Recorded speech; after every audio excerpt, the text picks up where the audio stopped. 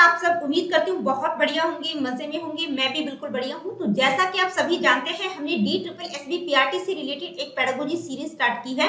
तो आज की इस वीडियो में हम उसी सीरीज का नेक्स्ट टॉपिक डिस्कस करेंगे। देखिए, आप सभी जानते हैं हम थ्योरीज कर रहे हैं डेवलपमेंट की, यानी कि विकास के जो सिद्धांत है उनको हम डिस्कस कर रहे हैं। पिछली वीडियो में हमने वाइगोत्स्की की सोशियो कल्चर थ्योरी को डिस्कस किया था। आज ही हमारा 15th लेक्चर रहेगा और आज की इस वीडियो में हम बात करेंगे psycho social development theory by Erik Erikson. देखिए, एरिक एरिक्सन की जो मनोसामाजिक सिद्धांत है उसको आज की वीडियो में बिल्कुल डिटेल में समझेंगे। तो आप लोगों से रिक्वेस्ट है कि वीडियो को स्टार्टिंग से लेके लास्ट तक बिल्कुल कंप्लीट देखिएगा, तभी आपको ये थ्योरी अच्छे से समझ आ पाए। तो चलिए जी, स्टार्ट करते हैं आज की इस वीडियो को। देखिए, वीडियो को स्टार्ट करने से पहले आप लोगों को बताना चाहूंगी कि हमने ग्रोथ और डेवलपमेंट में कौन कौन से टॉपिक्स डिस्कस कर लिए हैं। तो यहाँ पर जो है ये 17th टॉपिक आप लोग देख रहे हैं, ये मैं करवा चुकी हूँ आप लोगों को। DSSB PRT की पेडागोजी की जो प्लेलिस्ट है उसमें ये सारे टॉपिक्स मिल जाएंगे। तो देखिए, ये 17 टॉपिक नहीं है, ये 26-27 वीडियो हैं, ठीक है। 26-27 वीडियो जो है ऑलरेडी ग्रोथ और डेवलपमेंट पर मेरे चैनल पर अवेलेबल है। पहले आप उन सभी वीडियोस को देखिएगा ताकि ग्रोथ और डेवलपमेंट आपका कंप्लीटली थोरोली अच्छे से हो जाए। तो चलिए जी, स्टार्ट करते हैं आज की इस वीडियो को। आज की इस वीडियो में हम एरिक एरिक्सन की साइको सोशल डेवलपमेंट थ्योरी को डिस्कस करेंगे, लेकिन उस थ्योरी को डिस्कस करने से पहले हम बेसिक चीजें जानेंगे एरिक एरिक्सन के बारे में। तो देखिए, एरिक एरिक्सन जो है एक जर्मन अमेरिकन साइकोलॉजिस्ट थे जिन्होंने इस थ्योरी को 1950 में प्रपोज किया था, ठीक है। तो एरिक एरिक्सन की ये जो थ्योरी है ये इस चीज पर फोकस करती है कि how individuals develop across their life span, यानी कि इंडिविजुअल्स जो व्यक्ति हैं वो पूरे लाइफ स्पैन किस तरह से डेवलप करते हैं, उस चीज पर इन्होंने फोकस किया है। अगर हम बात करें एरिक एरिक्सन की, तो वो भी फ्रॉइड की तरह ही एक साइको एनालिसिस थे, मनोविश्लेषणवादी थे। लेकिन फ्रॉइड ने अपनी थ्योरी में साइको सेक्सुअल स्टेजेस की बात की है, उनका पूरा फोकस लिबिडो सेक्सुअल अर्ज पर रहा है। लेकिन एरिक्सन की जो थ्योरी है वो सोशल इंटरेक्शन पर फोकस करती है।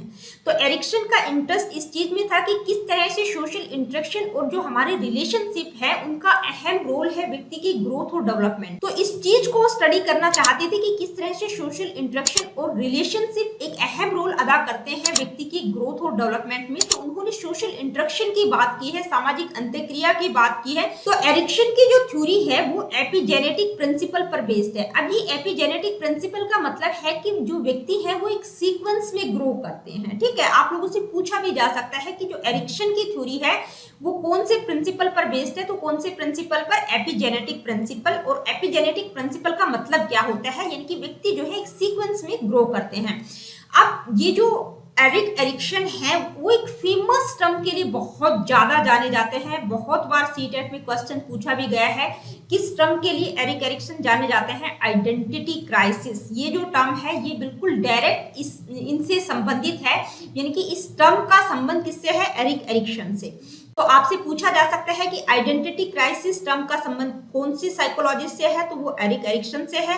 या एरिक एरिक्सन कौन सी टर्म के लिए जाने जाते हैं, तो कौन सी टर्म? आइडेंटिटी क्राइसिस, जिसका मतलब है पहचान का संकट। ये जो आइडेंटिटी क्राइसिस टर्म है इसको आगे मैं आप लोगों को स्टेजेस में एक्सप्लेन करूँ। तो एरिक एरिक्सन की ये जो साइको सोशल डेवलपमेंट थ्योरी है इसमें उन्होंने 8 स्टेजेस की बात की है। उन्होंने जो है व्यक्ति की पूरी लाइफ स्पैन को, यानी कि पूरी जीवन प्रक्रिया को उन्होंने 8 चरणों में विभाजित कर दिया है। उनका मानना है कि हर व्यक्ति इन 8 स्टेजेस से होकर गुजरता है, डेवलप करता है थ्रू आउट लाइफ, ठीक है। उन्होंने पूरी लाइफ स्पैन को 8 चरणों में विभाजित कर दिया है और उनका मानना है कि हर स्टेज पर एक क्राइसिस होता है, एक कॉन्फ्लिक्ट होता है, एक संकट होता है। अगर व्यक्ति इस संकट, इस कॉन्फ्लिक्ट को पार कर लेता है, इस द्वंद्व को पार कर लेता है, तो वो पॉजिटिविटी की तरफ बढ़ जाता है। अगर वो उस कॉन्फ्लिक्ट को पार नहीं कर पाता, वहीं पर अटक जाता है, तो नेगेटिविटी की तरफ चला जाता है। यानी तो एरिक एरिक्सन के द्वारा जो 8 स्टेजेस की बात की गई है वो मैं आप लोगों को 1 बाय 1 बता देती हूँ। पहली है ट्रस्ट वर्सेस मिसट्रस्ट की स्टेज, उसके बाद autonomy versus shame and doubt की स्टेज, इसके बाद है इनिशिएटिव वर्सेस गिल्ट की स्टेज, नेक्स्ट है इंडस्ट्री वर्सेस इंफीरियोरिटी, इसके बाद है आइडेंटिटी वर्सेस कंफ्यूजन, नेक्स्ट है intimacy versus isolation, generativity versus stagnation और इसके बाद है इंटीग्रिटी वर्सेस डिसअपियर। तो ये 8 स्टेजेस जो है एरिक एरिक्सन के द्वारा बताई गई है। उन्होंने पूरे ह्यूमन लाइफ को यानी कि पूरे लाइफ स्पैन को जो है इन 8 स्टेजेस में विभाजित किया है। तो एरिक एरिक्सन ने ये 8 स्टेजेस बताई है। उनका मानना है कि हर व्यक्ति इन 8 स्टेजेस से पार होकर गुजरता है, डेवलप करता है थ्रू आउट लाइफ, ठीक है। तो ये 8 स्टेजेस और इनका टाइम पीरियड कब से कब तक है ये आप यहाँ पर स्क्रीनशॉट ले सकते हैं। जैसे पहली स्टेज है ट्रस्ट वर्सेस मिसट्रस्ट की, तो इसका टाइम पीरियड बर्थ से लेके 18 मंथ तक होता है। तो यहाँ पर जो है सभी का टाइम पीरियड मैंने डाल दिया है, आप नोट कर सकते हैं। अब इन स्टेजेस को हम 1 बाय 1 समझते हैं। तो पहली स्टेज है ट्रस्ट वर्सेस मिसट्रस्ट, यानी कि विश्वास बनाम अविश्वास की स्टेज। हिंदी में हम इसको क्या कहेंगे, विश्वास बनाम अविश्वास की स्टेज, जिसका टाइम पीरियड बर्थ से लेके 18 मंथ तक। इस स्टेज का वर्च्यू क्या है, हॉप, और इंपॉर्टेंट इवेंट क्या है, फीडिंग, यानी कि बच्चे को किस तरह से फीड किया जा रहा है। अगर हम बात करें की टास्क की, यानी कि इस स्टेज का अहम कार्य क्या होगा, बच्चे में विश्वास की फीलिंग को पैदा करना, यानी कि बच्चे में दूसरों के प्रति विश्वास की भावना को पैदा करना इस स्टेज का अहम कार्य है। ये तभी पॉसिबल हो सकता है जब बच्चे को प्रॉपर तरीके से नर्चर किया जाए उसके केयर गिवर्स के द्वारा, यानी कि उसके पेरेंट्स, उसकी मदर के द्वारा। अगर बच्चे की बेसिक नीड्स, जैसे उसका फूड किस तरह से उसको खिलाया पिलाया जा रहा है, उसकी जो बेसिक नीड्स हैं, फूड, वार्मथ, कंफर्ट, इन सारी चीजों का अगर प्रॉपर तरीके से ध्यान रखा जाए तो बच्चे में क्या होगा, विश्वास पैदा होगा। तो अगर इस स्टेज में सक्सेस मिलती है तो उससे क्या होगा, बच्चे में जो है एक ट्रस्ट की फीलिंग पैदा होगी अपने प्रति भी और दूसरों के प्रति भी, और एक तरह से जो है आगे भी ये जो स्टेज है फाउंडेशन का काम करेगी, यानी कि आगे के जो रिलेशनशिप रहेंगे उनको भी वो बेहतर बना पाएगा।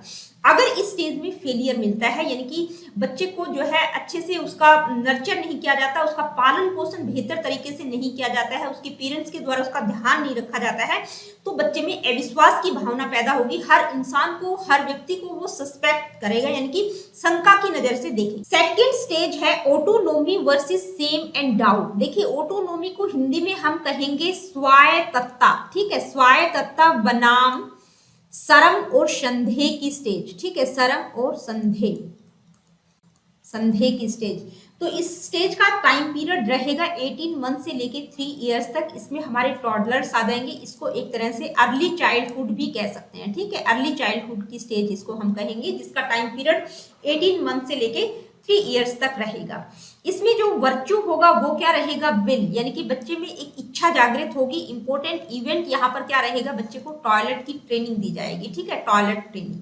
This is the me do it stage. देखिए, इस स्टेज को मी डू इट स्टेज के नाम से भी जाना जाता है। कई बार आप लोगों से पेपर में पूछा भी जा सकता है कि मी डू इट स्टेज कौन सी है, तो कौन सी है, autonomy versus shame and doubt की स्टेज, यानी कि यहाँ पर बच्चा हर काम अपने आप करने की कोशिश करता है। तो इस स्टेज का की टास्क क्या है, यानी कि बच्चे में ऑटोनोमी और इंडिपेंडेंस की सेंस को डेवलप करना इस स्टेज का अहम कार्य है। इसके लिए जरूरी है कि बच्चा कुछ एक्सप्लोर करने की कोशिश करता है अपने इन्वायरमेंट के द्वारा, कुछ अपनी चॉइसेस बनाता है, कुछ भी वो कर रहा है, कुछ खाने की कोशिश कर रहा है, पीने की कोशिश कर रहा है, बच्चा गिराता भी है, ठीक है, तोड़ता भी है। तो यहाँ पर बच्चे को मौका दिया जाना चाहिए एक्सप्लोर करने का। पेरेंट्स के द्वारा बार बार बीच बीच में रोका टोकी नहीं करनी चाहिए, यानी कि पेरेंट्स जो है एक बैलेंस बना सके बच्चों की केयर करने में, यानी कि बहुत ज्यादा ध्यान भी नहीं देना है, अवॉइड भी नहीं करना है। तो पेरेंट्स को क्या है, एक बैलेंस बना के रखना है। साथ ही इस स्टेज में बच्चे को टॉयलेट ट्रेनिंग भी दी जाती है। तो इंपॉर्टेंट क्या हो जाता है कि यहाँ पर बच्चे को रूल्स को फॉलो करना और लिमिट्स को एक्सेप्ट करना भी सिखाया जाता है। तो इस स्टेज में अगर सक्सेस मिलता है तो क्या होगा, बच्चे में ऑटोनोमी, सेल्फ कॉन्फिडेंस, इंडिपेंडेंस की फीलिंग आएगी, उसके अंदर एक विल पावर जागृत होगी, एक इच्छा जागृत होगी, ठीक है। अगर फेलियर मिलता है, यानी कि बच्चा प्रॉपर तरीके से, बच्चे का ध्यान नहीं रखा जाता है या बार बार उसका बहुत ज्यादा केयर किया जाता है, उसको अवॉइड किया जाता है, तो अगर इस स्टेज में फेलियर मिलता है तो क्या होगा, बच्चे में सेम और डाउट की फीलिंग जागृत हो जाएगी, यानी कि वो शर्म और संदेह की भावना उसमें पैदा हो जाएगी, अपने प्रति भी दूसरों के प्रति भी, यानी कि हर काम को करने से पहले वो हिचकिचाएगा। थर्ड स्टेज है इनिशिएटिव वर्सेस गिल्ट। देखिए, इनिशिएटिव का मतलब पहल करना, ठीक है, पहल बनाम हीनता की अवस्था, पहल बनाम हीनता की अवस्था हिंदी में हम कहेंगे प्री स्कूल ईयर्स, हम इसको कह सकते हैं, यानी कि प्री स्कूल एज है, प्ले एज इसको कहा जा सकता है, अर्ली चाइल्डहुड है, ठीक है, जिसका टाइम पीरियड 3 to 5 ईयर्स है। यहाँ पर बच्चा अभी स्कूल नहीं जाता, ठीक है, तो इसको प्ले एज भी कहा जा सकता है। इसमें जो वर्च्यू होगा वो क्या रहेगा, पर्पज, और इंपॉर्टेंट इवेंट क्या रहेगा, एक्सप्लोरेशन, यानी कि बच्चा कुछ ना कुछ एक्सप्लोर करने की कोशिश करता है। तो इस स्टेज का की टास्क क्या है, देखिए अगर हम की टास्क की बात करें तो यहाँ पर बच्चे में पर्पज और इनिशिएटिव की सेंस को डेवलप करने की कोशिश की जाती है। यहाँ पर बच्चा क्या है, इनिशिएटिव लेने की कोशिश करता है, पहल करने की कोशिश करता है। तो यहाँ पर बच्चों को अवसर, अपॉर्चुनिटीज दी जानी चाहिए पेरेंट्स के द्वारा। मान लीजिए बच्चा साइकिल चलाने की कोशिश कर रहा है या उसको चलाने की पहल कर रहा है, तो बच्चे को मौका दिया जाना चाहिए, ठीक है। अगर बच्चा कोई भी घर के छोटे मोटे काम करने में इनिशिएटिव ले रहा है तो उसको ये मौका दिया जाना चाहिए पेरेंट्स के द्वारा। इससे क्या होगा कि बच्चे में जो है एक पर्पज की सेंस डेवलप होगी, उसकी लाइफ को एक डायरेक्शन मिलेगी, उसको विश्वास पैदा होगा कि वो भी अपने गोल को अचीव कर सकता है। तो इस स्टेज में अगर सक्सेस मिलता है, यानी कि बच्चा पॉजिटिव डायरेक्शन की तरफ बढ़ जाता है, तो उससे क्या होगा, बच्चे में पर्पज, इनिशिएटिव और एम्बिशंस की फीलिंग डेवलप होगी। अगर यहाँ पर बच्चा ये सारी चीजें नहीं कर पाता, यानी कि उसको इनिशिएटिव लेने का मौका नहीं दिया जाता, तो वो नेगेटिव डायरेक्शन की तरफ बढ़ जाएगा। इस स्टेज में अगर फेलियर मिलता है तो बच्चे में क्या होगा, गिल्ट की फीलिंग पैदा हो जाएगी, यानी कि वो अपने आप को एक दोषी की तरह समझना शुरू कर देगा। तो जो पेरेंट्स होते हैं कई बार बच्चों को बहुत ज्यादा ओवरली क्रिटिसाइज करते हैं। अगर कोई क्रिएटिव वर्क वो करने की कोशिश करते हैं तो उनको पनिशमेंट देते हैं, तो इससे क्या होगा, बच्चे में जो है गिल्ट और शेम की फीलिंग डेवलप हो जाएगी। नेक्स्ट स्टेज है इंडस्ट्री वर्सेस इंफीरियोरिटी। देखिए जो फोर्थ स्टेज है वो क्या है, उद्योग बनाम हीनता की अवस्था। उद्योग बनाम हीनता की अवस्था, इसको मिडिल स्कूल या स्कूल एज भी हम कह सकते हैं, जिसका टाइम पीरियड 6 से लेके 11 ईयर्स तक रहेगा। इस स्टेज का वर्क्यू क्या रहेगा, कॉम्पिटेंसी, और इंपॉर्टेंट इवेंट क्या रहेगा, स्कूल, यानी कि यहाँ पर बच्चा स्कूल जाना शुरू कर देता है। तो इस स्टेज का की टास्क क्या है, देखिए बच्चे में इंडस्ट्री और कॉम्पिटेंसी की सेंस को डेवलप करना। देखिए यहाँ पर इंडस्ट्री का मतलब क्या है, यानी कि बच्चा कोई भी टास्क या कोई भी स्किल्स जो वो प्रेजेंट कर रहा है उसमें वो कॉम्पीट कर सके। तो यहाँ पर इंपॉर्टेंट बात क्या है कि बच्चा अगर किसी चीज में पार्टिसिपेट करना चाहता है, किसी गेम में, किसी स्कूल एक्टिविटीज में, किसी क्विज में, तो उसको कॉम्पीट करने का मौका दिया जाना चाहिए। यानी कि अगर उसको मौका मिलता है तो वो कॉम्पीट कर पाता है, तो यहाँ बच्चे में कॉम्पिटेंसी की फीलिंग डेवलप होगी, ठीक है। साथ ही इस स्टेज में क्या होता है, बच्चे को कोऑपरेट करने के रूल्स को भी फॉलो करना सिखाया जाता है, ताकि बच्चा दूसरे बच्चों के साथ कोऑपरेट कर सके। तो इस स्टेज में अगर सक्सेस मिलता है, यानी कि बच्चा पॉजिटिव डायरेक्शन की तरफ बढ़ जाता है, इस स्टेज में अगर उसको सक्सेस मिलता है, तो यहाँ पर बच्चे में कौन सी सेंस डेवलप होगी, इंडस्ट्री, कॉम्पिटेंस, और वो जो है अपनी सक्सेस के प्रति विश्वास उसमें पैदा होगा। अगर इस स्टेज में बच्चे को सक्सेस नहीं मिलता है, यानी कि इस स्टेज में वो फेल हो जाता है, तो यहाँ पर बच्चे में जो है इंडस्ट्री की सेंस की बजाय किस तरह की फीलिंग आ जाएगी, इंफीरियोरिटी और इनकॉम्पिटेंसी की फीलिंग बच्चे में डेवलप हो जाएगी, यानी कि बच्चे में हीन भावना पैदा हो जाएगी। इसके बाद है आइडेंटिटी वर्सेस कंफ्यूजन, यानी कि पहचान बनाम संभ्रांति की अवस्था। इसको हिंदी में हम कहेंगे पहचान बनाम संभ्रांति की अवस्था। इसमें टीनेजर्स आ जाएंगे, यानी कि जो एडल्सेंट्स हैं वो आ जाएंगे, जो किशोर बच्चे हैं वो आ जाएंगे, जिनका टाइम पीरियड 12 to 18 ईयर्स है। इसको क्या कहा गया है, इसको हम कहेंगे किशोरा अवस्था, ठीक है। यानी कि यहाँ पर जो किशोर है वो अपनी पहचान बनाने की कोशिश करता है, अपनी आइडेंटिटी को फाइंड करने की कोशिश करता है। तो जो पहली ही स्लाइड में मैंने आप लोगों को बताया था कि जो एरिक एरिक्सन है वो आइडेंटिटी क्राइसिस के लिए बहुत ज्यादा जाने जाते हैं, तो ये वही स्टेज है, यानी कि पहचान बनाम संभ्रांति की अवस्था या कंफ्यूजन की अवस्था इसको हम कहेंगे। तो इसमें जो एडल्सेंट होता है वो एक आइडेंटिटी बनाने की कोशिश करता है। यहाँ पर अगर हम वर्च्यू की बात करें तो इस स्टेज का वर्च्यू रहेगा फिडेलिटी, यानी कि the quality of being faithful, यानी कि किसी के प्रति विश्वास की क्वालिटी। और इंपॉर्टेंट इवेंट क्या रहेगा, सोशल रिलेशनशिप, यानी कि यहाँ पर जो किशोर है वो सोशल रिलेशनशिप बनाने की कोशिश करता है, अपनी आइडेंटिटी बनाने की कोशिश करता है। तो इस स्टेज का की टास्क क्या है, यानी कि बच्चे में जो है अपनी आइडेंटिटी जो वो एक्सप्लोर करना चाहता है उसकी सेंस डेवलप करना, ताकि वो अपनी पहचान बना सके, अपनी आइडेंटिटी को एक्सप्लोर कर सके। तो ये वो स्टेज होती है जहां पर बच्चा अपनी पहचान बनाने की कोशिश कर रहा होता है, यानी कि इस स्टेज में बच्चे के सामने बहुत सारी प्रॉब्लम्स, लाइफ को लेकर, कैरियर को लेकर, क्या कुछ वो करना चाहता है, तो इस तरह की बहुत सारी प्रॉब्लम्स उसके सामने होती हैं, वो अपनी पहचान बनाने की कोशिश कर रहा होता है। तो यहाँ पर अगर इस स्टेज में बच्चे को सक्सेस मिलता है, यानी कि अगर एक एडल्सेंट, एक किशोर बच्चा सक्सेस होता है, तो वो अपनी पहचान के साथ बाहर आता है, यानी कि जो कुछ वो करना चाहता था वो अचीव कर लेता है, वो पॉजिटिव डायरेक्शन की तरफ बढ़ जाएगा। यानी कि वो उसमें क्या होगा, अपनी आइडेंटिटी की जो सेंस होगी वो स्ट्रॉन्ग रहेगी, और वैल्यूज और बिलीफ्स को भी वो के प्रति भी उसमें क्लियर अंडरस्टैंडिंग रहेगी, यानी कि उनको भी वो प्रॉपर तरीके से समझ पाएगा।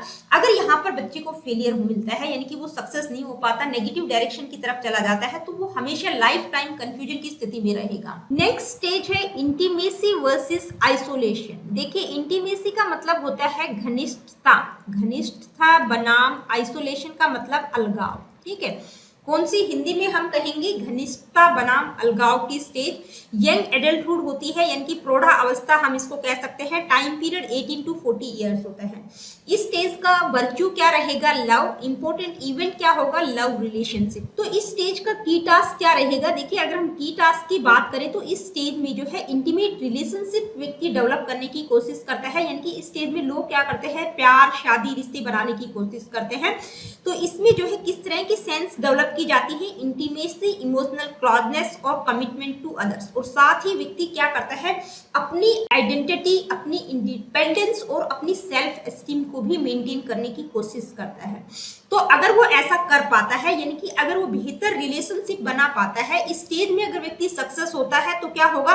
वो अपनी जो रिलेशनशिप रहेंगे वो बेहतर बना पाएगा, स्ट्रॉन्ग हेल्दी रिलेशनशिप को डेवलप कर पाएगा। साथ ही जो है उसमें इमोशनल क्लोजनेस और इंटीमेसी की फीलिंग या सेंस भी डेवलप हो पाएगी। ठीक है, यानी कि वो दूसरों के साथ जो भी रिलेशनशिप बिल्डअप कर रहा है वो हेल्दी रिलेशनशिप अगर वो कर पाता है तो इस स्टेज में वो सक्सेस रहेगा। अगर इस स्टेज में वो ऐसा नहीं कर पाता है, यानी कि फेलियर मिलता है, तो क्या होगा? आइसोलेशन या लॉनलीनेस, यानी कि अलगाव, अकेलापन महसूस करे। इसके बाद नेक्स्ट स्टेज है जर्नेटिविटी वर्सेस स्टैग्नेशन। देखिए, जर्नेटिविटी का मतलब होता है जननात्मकता, जननात्मकता बनाम स्थिरता की अवस्था। ठीक है, स्थिरता की अवस्था, इसको मिडिल एज आप कह सकते हैं। टाइम पीरियड रहेगा 40 to 65 एज ग्रुप के व्यक्ति इस स्टेज में आ जाएंगे। तो अगर हम इसमें वर्च्यू की बात करें तो वर्च्यू क्या रहेगा? केयर। और इंपॉर्टेंट इवेंट क्या रहेंगे? Work and parenthood. इस स्टेज का इंपॉर्टेंट इवेंट क्या रहेगा? Work and parenthood. अगर हम इस स्टेज के की टास्क की बात करें तो यहाँ पर व्यक्ति में जो है किस तरह की सेंस डेवलप की जाती है? जर्नेटिविटी, यानी कि कुछ ना कुछ वो जर्नेट कर सके। ठीक है, तो जिसके द्वारा व्यक्ति क्या करने की कोशिश करता है? यानी कि अपने कामों के द्वारा वो सोसाइटी में कुछ कंट्रीब्यूट करने की कोशिश करता है, और साथ ही फ्यूचर जनरेशन के बारे में भी वो सोचता है, इनकी अपनी भावी पीढ़ी के बारे में भी वो अवेयर रहता है। अपनी फैमिली, बच्चों का पालन पोषण किस तरह से करना है, दूसरों को एडवाइस किस तरह से देनी है, और अपने अच्छे कार्यों के द्वारा कुछ ना कुछ कंट्रीब्यूट करने की कोशिश करता है। तो इस स्टेज में व्यक्ति को अगर सक्सेस मिलती है तो उसमें किस तरह की सेंस डेवलप होगी? जर्नेटिविटी की, यानी कि उसको लगेगा कि जो भी कार्य उसके थे पेरेंटहुड से रिलेटेड या बच्चों के पालन पोषण से रिलेटेड या फैमिली से रिलेटेड या सोसाइटी में कंट्रीब्यूशन से रिलेटेड, अगर वो अच्छे से कर पाता है तो उसमें जो है जर्नेटिविटी की सेंस डेवलप होगी और उसको अपनी लाइफ पर्पजफुल लगेगी। लेकिन अगर उसको सक्सेस नहीं मिलता है इस स्टेज में तो व्यक्ति जो है स्टैग्नेशन फील करेगा, रुका हुआ फील करेगा, उसको लगेगा कि उसकी लाइफ का कोई पर्पज ही नहीं है। इसके बाद नेक्स्ट स्टेज है इंटीग्रिटी वर्सेस डिस्पेयर। देखिए, इंटीग्रिटी का मतलब होता है अखंडता, अखंडता बनाम निराशा की अवस्था, हिंदी में हम कहेंगे ओल्डर एडल्टहुड, इसको आप कह सकते हैं, या लेटर मैच्योरिटी भी कह सकते हैं। यानी कि यहाँ पर 65 ईयर से अबव के व्यक्ति आ जाएंगे। कब से कब तक रहेगी? 65 ईयर्स टू डेथ, यानी कि जब तक व्यक्ति की डेथ नहीं हो जाती तब तक की अवस्था है। इस स्टेज में क्या होता है? जो वर्च्यू रहेगा वो क्या रहेगा? विजडम। और इंपॉर्टेंट इवेंट क्या रहेगा? रिफ्लेक्शन ऑन लाइफ, यानी कि यहाँ पर क्या होगा? व्यक्ति अपनी लाइफ पर रिफ्लेक्शन डालने की कोशिश करे। तो इस स्टेज का की टास्क क्या रहेगा? देखिए, अगर हम की टास्क की बात करें तो यहाँ पर व्यक्ति में इंटीग्रिटी की सेंस डेवलप करने की कोशिश की जाती है, यानी कि यहाँ पर व्यक्ति अपने पास्ट एक्सपीरियंसेस, पास्ट चॉइसेस जो भी उसकी रही हैं, जो भी उसने अच्छे या बुरे कार्य किए, उन पर वो रिफ्लेक्शन डालने की कोशिश करता है, यानी कि उसकी मिस्टेक्स क्या है, अकम्प्लिशमेंट या रिलेशनशिप किस तरह के रहे, उन सारी चीजों पर रिफ्लेक्शन डालने की कोशिश करता है, यानी कि उनके बारे में चिंतन मनन करता है। जहां पर अगर इस स्टेज में उसको सक्सेस मिलती है, उसको लगता है कि उसने जो है वो अपनी लाइफ से सेटिस्फाइड है, जो कुछ उसने किया वो बहुत अच्छा रहा, तो यहाँ पर अगर वो सक्सेस पाता है, यानी कि स्टेज में उसको सक्सेस मिलती है, तो उसमें इंटीग्रिटी या विजडम की सेंस डेवलप होगी, यानी कि उसको अपनी लाइफ पर्पजफुल लगेगी, अच्छी लगेगी। अगर यहाँ पर उसको फेलियर मिलता है तो किस तरह की फीलिंग उसमें आएगी? डिस्पेयर और रिग्रेट फील करेंगे, यानी कि उसको पश्चाताप महसूस होगा, निराशा महसूस होगी, चिड़चिड़ापन वो फील करेंगे। तो देखिए इरिक्सन ने ये 8 स्टेजेस बताए हैं जिनके थ्रू व्यक्ति डेवलप करता है, यानी कि उन्होंने व्यक्ति की पूरे लाइफ स्पैन को 8 स्टेजेस में डाल दिया है। यानी कि बच्चा जब जन्म लेता है तब से लेकर जब तक उसकी डेथ नहीं हो जाती तो उसके पूरे लाइफ स्पैन को, थ्रू आउट लाइफ को उन्होंने 8 स्टेजेस 8 चरणों में विभाजित किया है। ठीक है, तो देखिए अगर हम इनकी थ्योरी को कंक्लूड करें तो इस इमेज से आप इनकी पूरी थ्योरी को समझ सकते हैं। यानी कि इन्होंने 8 स्टेजेस की बात की है, तो अप्रोक्सीमेट एज क्या रहेगी हर स्टेज की। जैसे पहली स्टेज है इन्फेंसी स्टेज, जिसका टाइम पीरियड 1 to 1.5 ईयर्स तक रहेगा, यानी कि 18 मंथ तक रहेगा। साइकोलॉजिकल क्राइसिस या टास्क, देखिए ट्रस्ट और मिसट्रस्ट की जो हमने बात की है, जो पहली स्टेज है ट्रस्ट और मिसट्रस्ट की, तो यहाँ पर ट्रस्ट और मिसट्रस्ट की जो हम बात कर रहे हैं वो क्या है, साइकोलॉजिकल क्राइसिस या टास्क हम कह सकते हैं।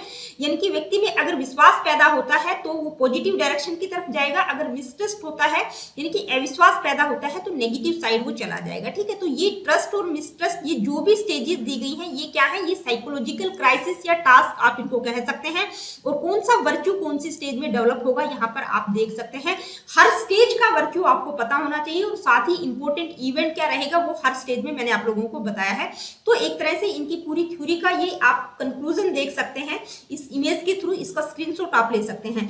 अब हम आगे बढ़ते हैं। देखिए इनकी इस थ्योरी का कुछ क्रिटिसिज्म भी हुआ है। फर्स्ट पॉइंट है लिमिटेड कल्चरल डाइवर्सिटी, यानी कि सांस्कृतिक विविधता लिमिटेड है। क्यों है, क्योंकि एरिक्सन के द्वारा जो ऑब्जर्वेशन किया गया था वो मिडिल क्लास व्हाइट अमेरिकन पर किया गया था। तो अगर इस थ्योरी की कल्चरल डाइवर्सिटी की अगर हम बात करें तो देखिए दूसरे सोशियो कल्चरल बैकग्राउंड्स पर ये एप्लीकेबल नहीं है, ये कुछ आलोचकों का मानना है, कुछ क्रिटिक्स का मानना है। नेक्स्ट है ओवर एम्फेसिस ऑन चाइल्डहुड। तो देखिए इन्होंने अपनी थ्योरी में जो स्टार्टिंग की 4-5 स्टेजेस हैं उन पर ज्यादा फोकस किया है, यानी कि चाइल्डहुड पर ज्यादा फोकस किया है। जो बाद के स्टेजेस हैं उन पर इन्होंने बहुत ज्यादा फोकस नहीं किया है, एम्फेसाइज नहीं किया है। लेक ऑफ एम्पिरिकल एविडेंसेस, यानी कि अनुभवजन्य तथ्यों का अभाव है, तथ्यों का अभाव है। क्यों है, क्योंकि इनकी जो थ्योरी है वो ऑब्जर्वेशन बेस्ड है, क्वालिटेटिव रिसर्च बेस्ड है। इसके बाद नेक्स्ट है निग्लेक्ट बायोलॉजिकल फैक्टर्स। इन्होंने बायोलॉजिकल फैक्टर्स को बिल्कुल निग्लेक्ट कर दिया, यानी कि हेरिडिटी की बात इन्होंने बिल्कुल नहीं की, इन्होंने टोटली सोशल फैक्टर्स की बात की है। नेक्स्ट है over reliance on psycho analytical concept. देखिए एरिक्सन एक साइको एनालिसिस थे, मनोविश्लेषणवादी थे, तो इन्होंने जो साइको एनालिटिकल कॉन्सेप्ट हैं जैसे ईड ईगो सुपर ईगो की बात करें तो इन पर बहुत ज्यादा विश्वास दिखाया है। तो कुछ क्रिटिक्स का मानना है कि ये जो कॉन्सेप्ट है ये आधुनिक संदर्भ में जो है रिलायबल नहीं कह सकते या वैल्यूबल नहीं कह सकते, समर्थित नहीं कह सकते। नेक्स्ट है lake of clarity on outcome measures, यानी कि जो स्टेजेस इनके द्वारा दी गई हैं उनके जो आउटकम्स मेजर्स आएंगे, यानी कि जो परिणाम आएंगे उनमें जो है क्लैरिटी का अभाव है, स्पष्टता का अभाव है। क्योंकि ये कहा नहीं जा सकता कि व्यक्ति जो है हर स्टेज पर व्यक्ति सक्सेस होगा भी कि नहीं होगा। तो ठीक है, जो आउटकम मेजर्स हैं उनमें क्लैरिटी या स्पष्टता का अभाव है। तो दोस्तों ये थे कुछ इंपॉर्टेंट पॉइंट जिनके कारण इनकी थ्योरी का क्रिटिसिज्म हुआ है। तो आज की वीडियो में इतना ही, मिलती हूँ आप लोगों से अपनी अगली वीडियो में। Really good, take care of yourself. देखिए अगर सेशन आप लोगों को पसंद आया हो तो please like share and do subscribe the education classes. किसी प्रकार का क्वेश्चन क्वेरीज कुछ पूछना चाहते हैं, बताना चाहते हैं, do comment in the comment section. और अगले वीडियो में हम फ्रॉइड की साइकोसेक्सुअल डेवलपमेंट थ्योरी को डिस्कस करें।